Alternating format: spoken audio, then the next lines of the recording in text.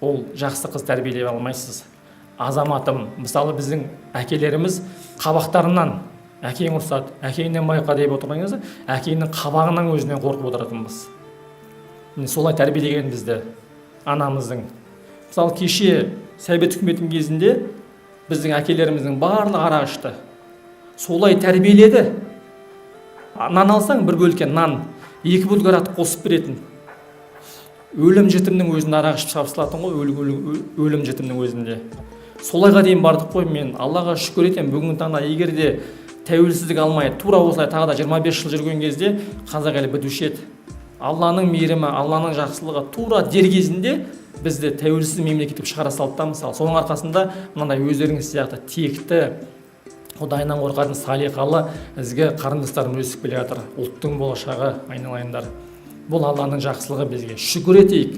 Шүкіріміз көбейсін. Әр күніңе, берген денесіне, көретін көзіңе, еститін құлағыңа, осындай білім беріп атқан мына шаңырақтың астында жүргенімізге, тәуелсіз елімізге, ата-анамыздың амандығына, барлығына шүкір етейік. Бір наның бар ма алдыңда, сен ең бай адамсың. Ертең білмейсің не болатынын. Бір ұттам суың бар ма, сен ең бай адамсың. Аллаға шүкір ету керек. Көрдің ба? Кімдегі Аллаға тәуекел ететін болса, торғай сияқты. Торғай дүние жинамайды, холодильнигі, морозильнигі тамақ толып тұрған жоқ. Бірақ таңертең шүкір етіп шығады да, жем-сауын толтырып қайтып келеді. Сол сияқты біздің де шүкіріміз көп болатын болса, айналайындар, ертең біз ризық несібесіз қалмаймыз. Бірақ бұл дүние сынақ. Адам баласы бүгін бар, ертең жоқ. Сынақ, ол әйел адамға да сынақ, ол ер азаматқа да сынақ. Мына Шыңғысхан қызын ұзатқан кезде шырағым барда тастай батып судайсың деген жоқ.